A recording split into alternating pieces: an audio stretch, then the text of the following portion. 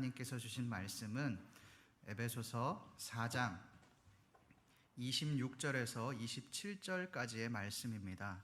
에베소서 4장 26절에서 27절까지의 말씀을 저와 여러분들이 함께 읽도록 하겠습니다. 함께 읽습니다. 시작. 분을 내어도 죄를 짓지 말며 해가 지도록 푼을 붓지 말고 마귀에게 틈을 주지 말라. 아멘. 여러분, 우리가 잘 알고 있는 질병 중에 분노 조절 장애라고 하는 그런 질병이 있습니다.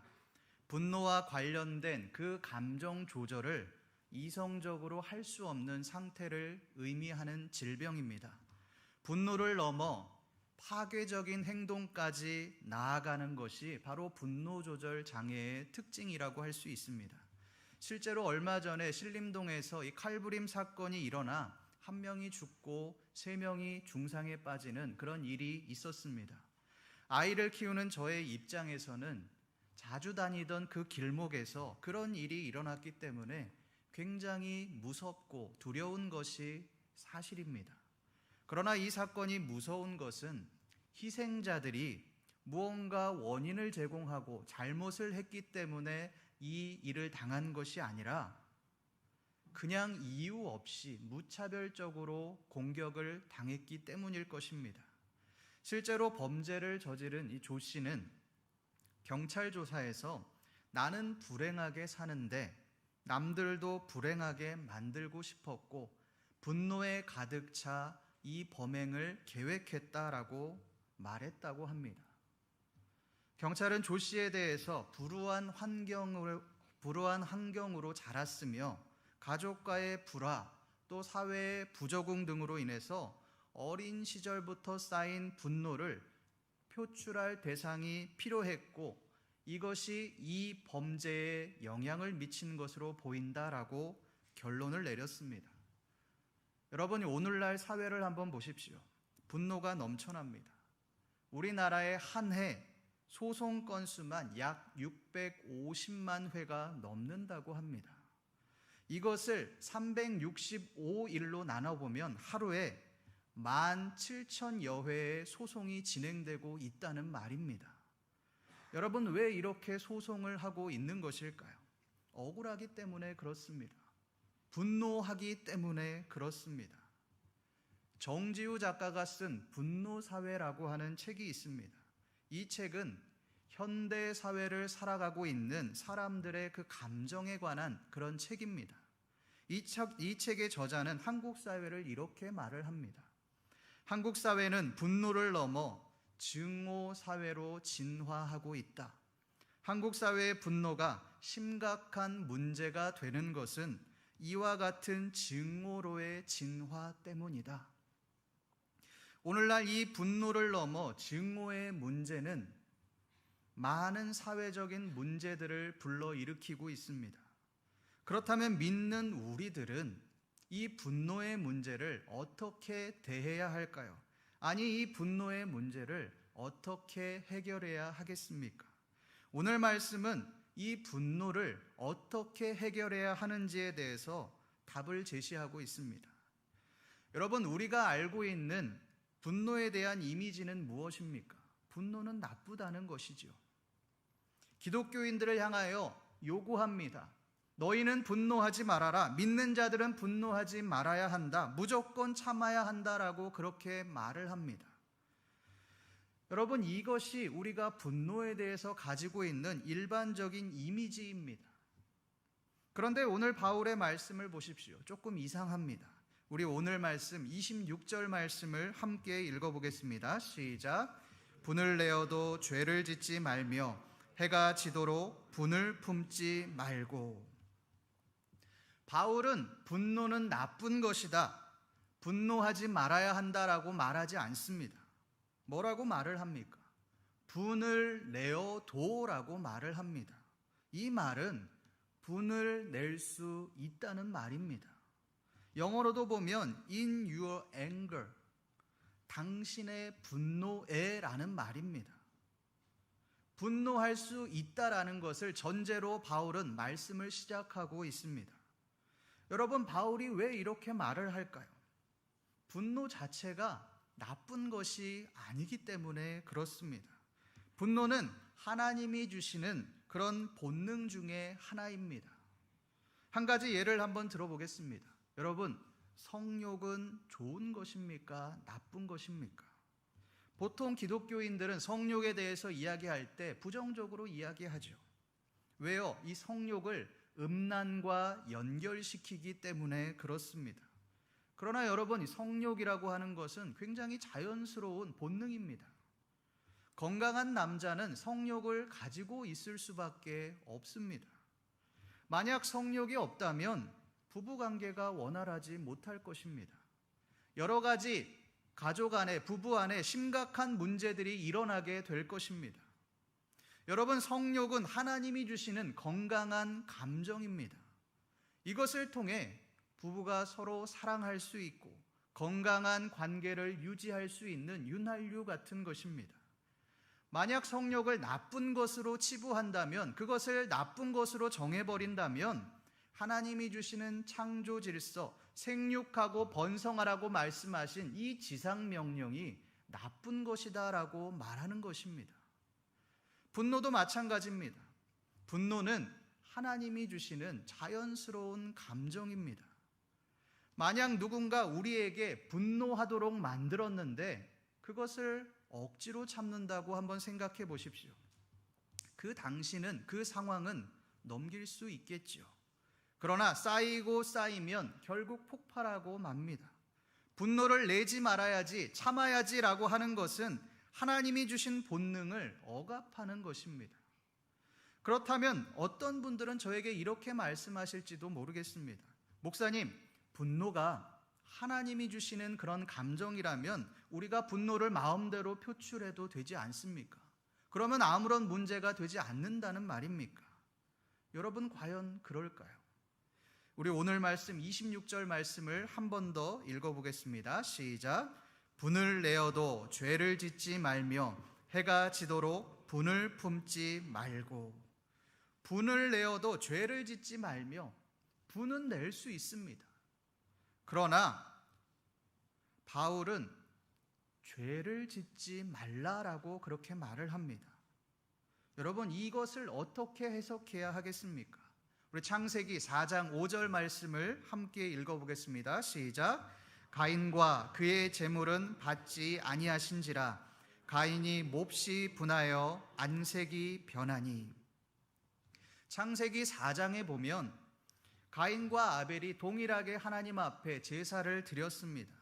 정성을 다해서 자신의 방식대로, 제물대로 제사를 드렸습니다.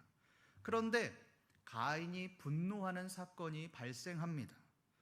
하나님께서 아벨의 제사는 받으셨지만 가인의 제사는 받지 않으신 겁니다. 이것으로 인해 가인이 화가 났습니다.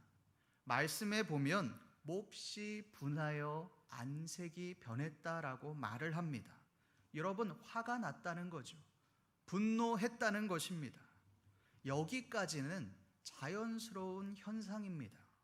그런데 하나님이 가인에게 뭐라고 말씀하십니까? 우리 창세기 4장 7절 말씀을 함께 읽어보겠습니다. 시작. 내가 선을 행하며 어찌 낯을 들지 못하겠느냐? 행하지 아니하면 죄가 문에 엎드려 있느니라. 죄가 너를 원하나 너는 죄를 다스릴지니라. 너는 죄를 다스릴지니라. 분노하는 것과 화가 나는 것과 죄를 다스리는 것이 무슨 관계가 있길래 하나님이 이렇게 말씀하시는 걸까요? 분노를 풀지 않으면, 분노의 문제를 해결하지 않으면 그대로 죄로 연결된다는 것입니다. 하나님은 그것을 죄가 문에 엎드려져 있다라고 그렇게 말씀하십니다. 죄를 다스리지 못한 이 가인이 어떤 일을 행합니까? 들에서 아벨을 쳐 죽입니다. 살인을 저질렀습니다. 여러분, 이렇게 분노가 무섭습니다. 분노할 수 있지요. 화가 날 수 있지요. 왜요? 내가 이렇게 정성스럽게 제물을 하나님 앞에 올려드렸는데 마음을 다해서 제사를 드렸는데 하나님이 내 제사는 받지 않으시고 내 동생 아벨의 제사만 받아 화가 나겠죠. 분노가 일어나겠죠. 그러나 그때에 범죄하지 않을 수 있도록 우리의 마음을 잘 다스려야 한다라고 하는 것입니다. 우리 말씀 하나 더 보겠습니다. 시편 4편 4절 말씀입니다. 함께 읽습니다. 시작.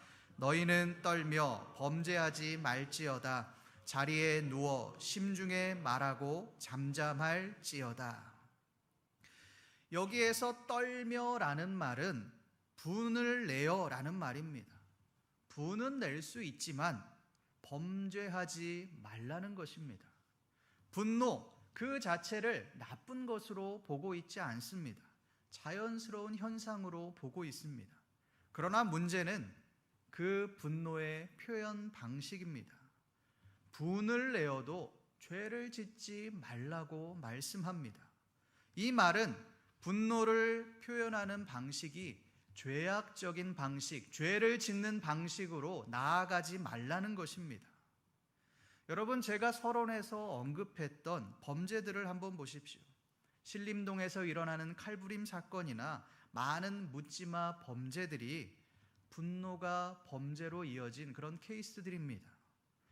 가인과 같이 분노의 감정을 절제하지 못해서 다른 사람들에게 피해를 끼치고 심지어는 다른 사람들을 죽이는 데까지 이르는 그런 일들이었습니다.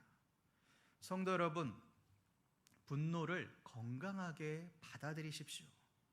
분노했다고 해서 그것이 남에게 해를 끼치는 것으로 이어진다면, 다른 사람들에게 상처를 주고 죄를 짓는 것으로 이어진다면 우리 또한 가인의 길을 걷고 있는 것입니다. 하나님은 그런 우리에게 죄가 문에 엎드러졌다라고 말씀하십니다. 이 하나님의 말씀처럼 우리에게 분노가 찾아왔을 때 가인의 길과 같이 죄를 짓는 삶이 아니라 분노가 일어남에도 죄를 잘 다스리시는 저와 여러분들 되시기를 간절히 소망합니다. 그렇다면 우리에게 이러한 질문이 하나 생깁니다. 과연 이 분노를 어떻게 다스려야 하냐라고 하는 그런 질문입니다. 우리 오늘 말씀 26절 말씀을 한 번 더 읽습니다. 시작. 분을 내어도 죄를 짓지 말며 해가 지도록 분을 품지 말고. 바울은 이것에 대해서 해가 지도록 분을 품지 말라고 말씀합니다. 여러분, 이 말이 무슨 말입니까? 분을 담고 있지 말라는 겁니다. 분노가 일어나면, 화가 나면 그 분노를 오랫동안 마음에 품고 있지 말라는 것입니다. 여러분, 이상합니다. 분노하지 말라라고 말했다면 어떻게 분노하지 말아야 하는지, 어떻게 이 분노를 해결해야 하는지 근본적인 답을 주어야 합니다. 하나님 앞에 기도를 한다던가 하나님을 의지한다던가 무언가 대안을 제시해야 합니다. 그런데 바울은 이것에 대해서 구체적인 근본적인 답을 제시하고 있지 않습니다. 그저 해가 지도록 분을 품지 말고라고 말을 합니다. 죄를 짓지 말고라고 말을 합니다. 그렇다면 우리는 오늘 말씀처럼 그저 분을 참는 것으로, 죄를 짓지 않는 것으로 만족해야 하는 걸까요? 여러분, 오늘 말씀을 이렇게만 해석하고 끝낸다면 우리는 표면적으로만 말씀을 보고 있는 것입니다. 오늘 말씀은 그 정도의 말씀이 아닙니다. 우리 에스겔서 13장 13절 말씀을 함께 읽어보겠습니다. 시작. 그러므로 나 주 여호와가 말하노라. 내가 분노하여 폭풍을 퍼붓고 내가 진노하여 폭우를 내리고 분노하여 큰 우박 덩어리로 무너뜨리리라. 에스겔서의 말씀을 보십시오. 하나님께서 분노하여 폭풍을 퍼붓겠다라고 말씀하십니다. 진노하여 폭우를 내리고 분노하여 큰 우박 덩어리를 무너뜨리겠다라고 말씀하십니다. 여러분, 하나님께서 분노하신 겁니다. 진노하신 겁니다. 굉장히 화가 나셨습니다. 그런데 하나님께서 왜 이렇게 분노하고 계신 걸까요? 우리 에스겔서 13장 9절 말씀을 함께 읽어보겠습니다. 시작.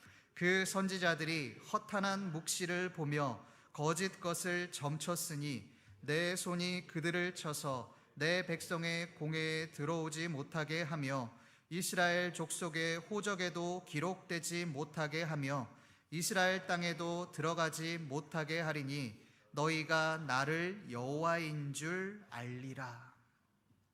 여러분, 하나님께서 왜 이렇게까지 진노하고 분노하고 계십니까? 거짓 선지자들이 자기 마음대로 예언을 해서 하나님의 뜻이 아니라 하나님의 백성들을 넘어뜨렸기 때문에 그렇습니다. 사탄의 자식들이 되도록 만들었기 때문에 하나님이 진노하신 겁니다. 하나님은 하나님의 백성들이 거짓 선지자들에 의해 사탄에게 넘어가는 것, 사망에 이르는 것에 대해서 분노하신 겁니다. 예수님은 어떻습니까? 마태복음 21장에서 보면 예수님은 성전을 뒤엎을 정도로 분노하셨습니다. 성전의 사람들을 내쫓으시고 재물을 팔던 상과 의자를 완전히 뒤집어 엎으셨습니다. 이것은 단순히 화를 내신 정도의 수준이 아닙니다. 분노하시고 이성을 잃으신 겁니다. 분노가 극에 달했습니다. 그런데 여러분, 예수님이 이렇게 분노하신 이유가 무엇입니까? 이스라엘 백성들이, 유대의 지도자들이 하나님의 집을 강도의 소굴로 만들었기 때문입니다. 거룩하게 하나님 앞에 제사 드려야 할, 예배해야 할 그 성전이 장사꾼들이 활개를 치는 더러운 장소가 되었기 때문입니다. 여러분, 하나님의 분노와 예수님의 분노의 특징이 무엇입니까? 자신을 위한 분노가 아니었다라고 하는 겁니다. 하나님의 분노는 하나님의 백성들을 위한 분노였습니다. 예수님의 분노는 하나님의 성전이 더럽게 되어진 것에 대한 분노였습니다. 그런데 여러분, 우리가 분노하는 우리의 모습을 한번 자세히 살펴보십시오. 우리는 무엇을 위해 분노하고 있습니까? 하나님을 위해 분노하지 않습니다. 나를 위해 분노합니다. 사람들이 나에게 상처를 주면, 나를 무시하면 화가 나서 견딜 수 없습니다. 나를 무시한 사람들, 내가 복수하겠다. 그 사람들에게 똑같이 되돌려주겠다. 나를 이 모양 이 꼴로 만든 그 사람들의 행복을 다 앗아가겠다. 이런 맥락으로 범죄를 저지르는 것 아닙니까?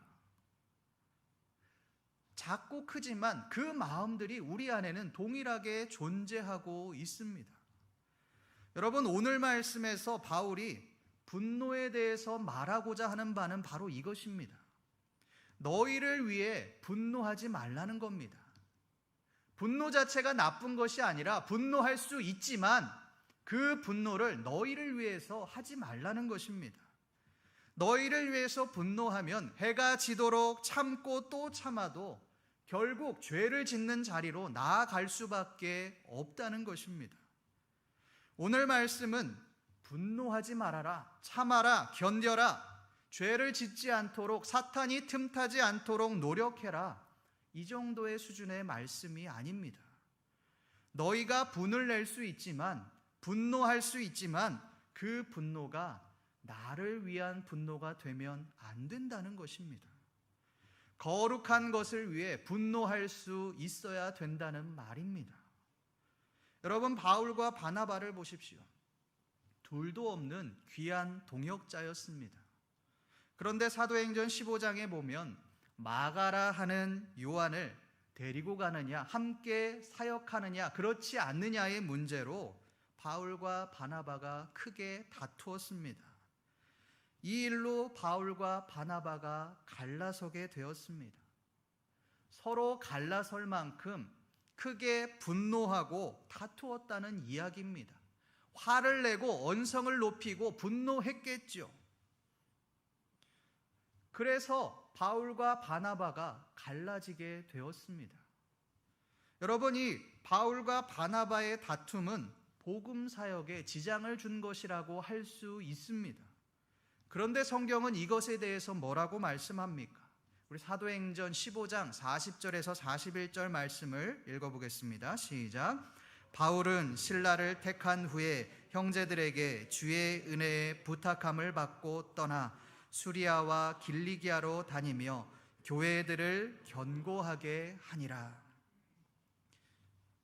바울과 바나바가 다투어서 갈라지게 한 그 사건이 복음 사역에 지장을 준 것이 아니라 교회들을 견고하게 했다라고 말씀합니다. 여러분, 이것을 어떻게 이해해야 하겠습니까? 간단합니다. 바울의 분노가, 바나바의 분노가 자신을 위한 분노가 아니었기 때문입니다. 어떻게 해야 복음을 더 잘 전할 수 있을까? 어떻게 해야 교회에 더 도움이 될까? 어떻게 해야 복음이 전파될 수 있을까? 이런 생각을 가지고 거룩한 분노를 냈기 때문에 이런 일이 일어날 수 있었던 것입니다. 물론 스타일의 차이로 인해서, 방식의 차이로 인해서 서로 갈라서게 되었죠. 그러나 이 일로 교회는 더 견고해졌습니다. 여러분, 이것이 바로 오늘 말씀에서 바울이 말씀하고자 하는 바입니다. 너희는 너희를 위한 분노를 내지 말라는 것입니다. 거룩한 일에 분노하라는 것입니다. 샤덴프로이데라고 하는 독일어 단어가 있습니다. 이 말은 남의 불행을 보면서 느끼는 행복이라는 뜻입니다. 손해를 뜻하는 샤덴과 기쁨이라는 뜻의 프로이데라는 단어를 합성한 단어로 남의 불행이 나의 기쁨이 된다라는 뜻입니다. 여러분, 우리는 우리보다 잘난 사람들을 보며 질투합니다. 그들이 잘 되는 꼴을 보지 못합니다. 그들이 무너지는 모습을 보며 꼴 좋다라고 반응합니다. 여러분, 이것이 우리를 위한 분노입니다. 내가 잘 돼야 하는 겁니다. 저 사람 때문에 내가 어려움을 겪고, 저 사람 때문에 내가 힘드니, 내가 올라서지 못하니 저 사람을 무너뜨려야 한다라는 것입니다. 이것이 우리를 위한 분노, 샤덴프로이데의 삶입니다. 그런데 이 프로이데라고 하는 단어가 있습니다. 이 프로이데는 다른 사람에게 좋은 일이 생겼을 때 함께 기쁨을 누리는 뜻의 단어입니다. 그 사람이 잘 되기 위해 내가 애를 쓰고 그 사람을 위해 분노하는 것입니다.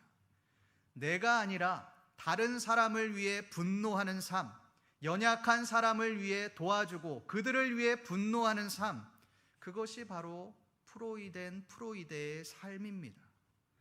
여러분, 샤덴프로이데의 삶으로 살아가면 내 소유가 많아지겠죠.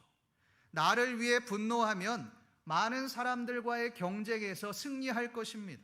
높은 자리에 올라갈 것입니다. 그러나 결국 죄 짓는 삶으로 나아갈 수밖에 없습니다. 프로이데로 살아가는 삶은 내 것을 포기해야 합니다.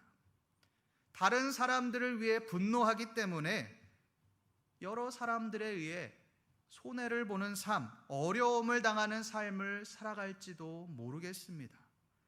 그러나 여러분, 그것은 죄악된 삶이 아니라 거룩한 삶으로 나아가는 것입니다.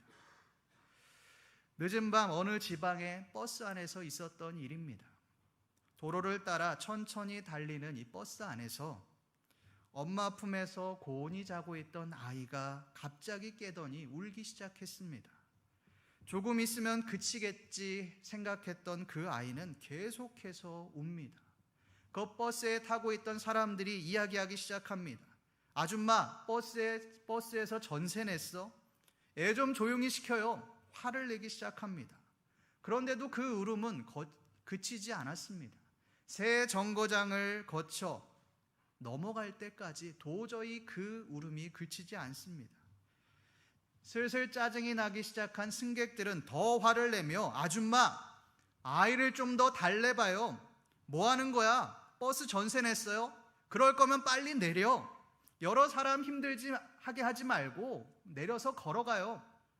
화를 내고 욕설을 퍼붓기 시작합니다. 아이를 안고 있는 엄마에게 승객들이 잔뜩 화가 나서 온갖 험한 말과 욕설들을 하고 있었는데 갑자기 버스가 멈췄습니다. 모두 무슨 일인가 하고 보고 있는 그때에 버스 기사 아저씨가 차를 멈추고 문을 열고 나가서 길 옆에 있는 상점에서 무언가를 사왔습니다. 그리고 성큼성큼 그 아이가 있는 그 엄마에게로 가더니 아이에게 초콜릿 하나를 입에 물려주었습니다. 그러자 신기하게도 아이는 울음을 뚝 그쳤습니다. 아무 일 없이 버스가 다시 출발을 하자 화를 냈던, 짜증을 냈던, 온갖 험한 말을 했던 그 승객들은 부끄러운 생각이 들었습니다. 몇 정거장이 지나자 아이 엄마는 버스 기사 아저씨에게 다가가 공손히 고개를 숙이고 손등을 들고 손등을 부딪히며 인사했습니다. 이 은사의 의미는 수화로 감사합니다라는 뜻이었습니다. 아이 엄마는 듣지도 말하지도 못하는 청각 장애인이었습니다. 아이 엄마가 아이를 업고 내리자 버스 기사 아저씨는 그 엄마와 아이를 위해 자동차 불빛을 비추어 주었습니다. 그런데 그 모습을 보고 누구 한 사람도 빨리 가자고 재촉하는 사람이 없었습니다. 성도 여러분, 우리는 버스 안에 승객과 같이 샤덴프로이 나를 위한 분노를 하고 계시지는 않으십니까? 나를 힘들게 하고 나에게 피해를 주는 것을 견디지 못해 연약한 사람들을 살피지 못하고 분노하는 삶을 살고 있지 않느냐는 것입니다. 여러분, 이 버스 기사는 진정 프로된 프로이의 삶을 살았습니다. 청각장애가 있는 엄마의 마음을 헤아리고 그 약자에게 도움을 주었습니다. 약자를 위한 거룩한 분노를 내었습니다. 성도 여러분, 우리가 이런 삶을 살아야 하지 않겠습니까? 언제까지 나를 위한 분노를 내며 살아가시겠습니까? 언제까지 나만을 위해 살아가시겠습니까? 하나님은 오늘 말씀을 통해 더 이상 너를 위해서 분노하는 삶이 아니라 연약한 자들을 위해서 분노하는 거룩한 분노의 삶을 살아라 라고 말씀하십니다.